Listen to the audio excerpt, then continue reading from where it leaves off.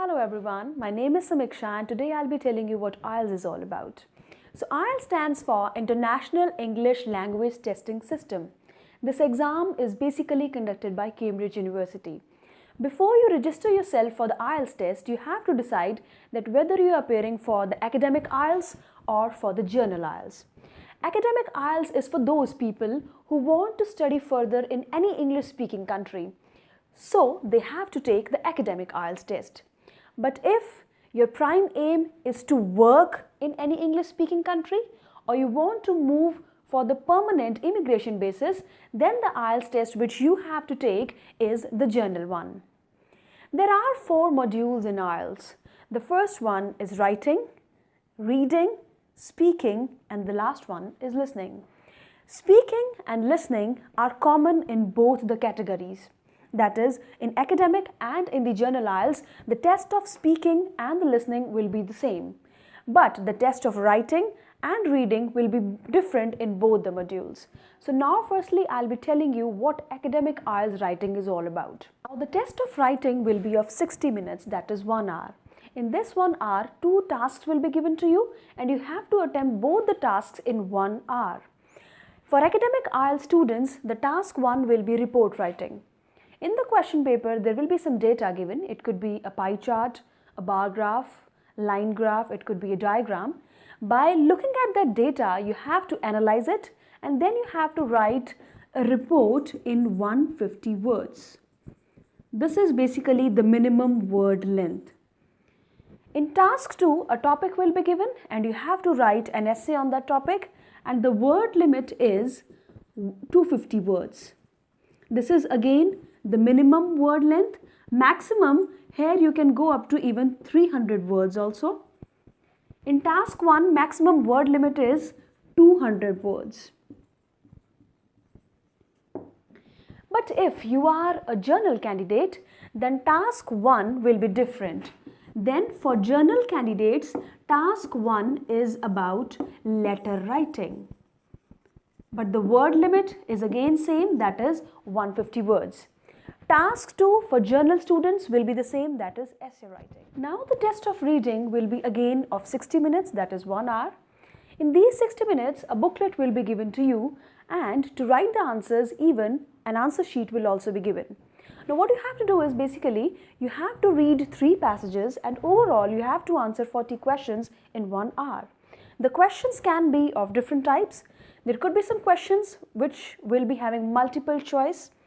There could be some questions where a statement will be given and you have to find whether the statement is true or it is false or it is not given. Sometime the category will be yes, no or not given. Then there could be fill-ups, then there could be headings or even sometime the flow chart. Reading is all about time management. If you are good at time management, reading will be something very easy for you.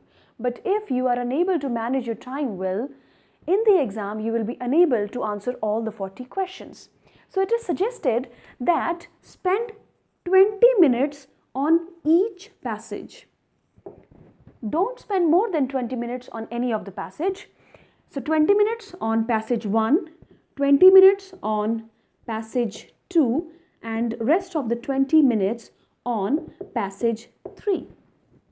If you are dividing your time like this, then automatically you will be able to score very good bands in reading.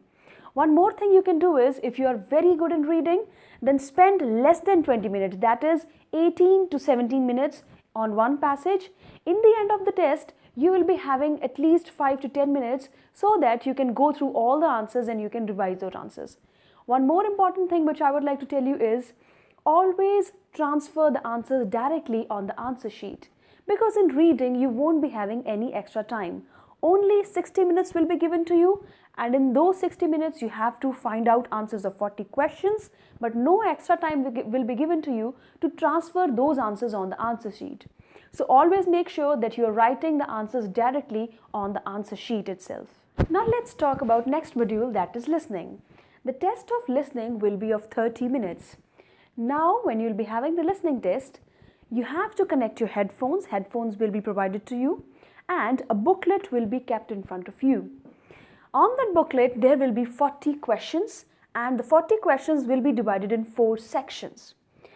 In listening, you will be having 10 minutes extra also to transfer your answers. Yes, in listening, you will be having 10 minutes extra to transfer the answers.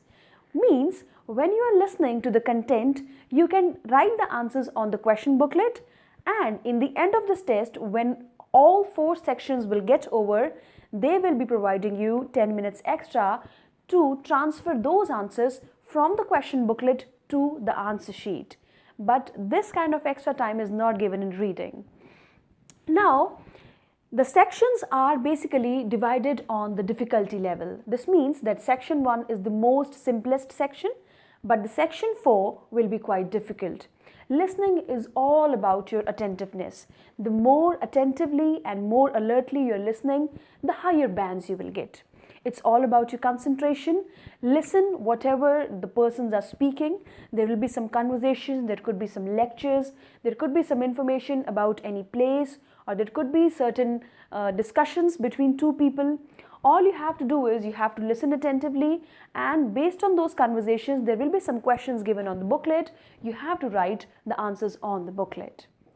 The test of Ielts speaking will be of 11 to 14 minutes.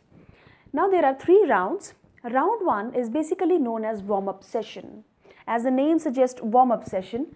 So it will be a very basic round. In this round, the examiner will be asking you some questions based on your introduction, and there could be 1 or 2 journal topics also. On those topics, further there will be 5 to 6 questions. You have to answer those questions in 2 to 3 lines. So this is something very important. When you're giving answers in round 1, so your answers should be at least of 2 to 3 lines. If you're giving 2 short answers, the bands will be deducted. Most of the students give answer in 1 word or in 1 line, but those answers, dear, are not acceptable. You will be getting very lower bands if initially you are speaking very less. So as the first impression is the last impression, try to express yourself as much as you can. The more expressive you will be, the higher bands you will get. So try to give your answers in 2-3 lines. Further, round 2 is basically a monologue. Monologue means only the candidate has to speak in this round. Examiner will be having a booklet in his or her hand, and randomly a topic will be decided by the examiner on the spot. That topic is known as cue card, and you have to prepare that topic in 1 minute. 1 minute will be given to you to prepare that topic. Then you have to speak for 2 minutes on that topic. Now, while you will be speaking, the examiner will be not interrupting you in between. He or she will be just observing that how you are speaking, how fluently you are expressing yourself, how much command you are having on the language. So that thing will be purely evaluated in round 2. Then further, the last round is known as discussion round. This is the most important round. Why I am saying it is most important is because in this round, examiner will be counter questioning you. There will be certain questions, that is 6 to 7 questions will be asked by the examiner based on the cue card, but the difficulty level of the questions will be a little bit higher. And in those questions, there will be a lot of counter questioning. Counter questioning means when you are replying to the examiner, in between, examiner can stop you, interrupt you, or he or she can say, why not? I hope you like this video. Don't forget to subscribe our channel and also click on the thumbs button.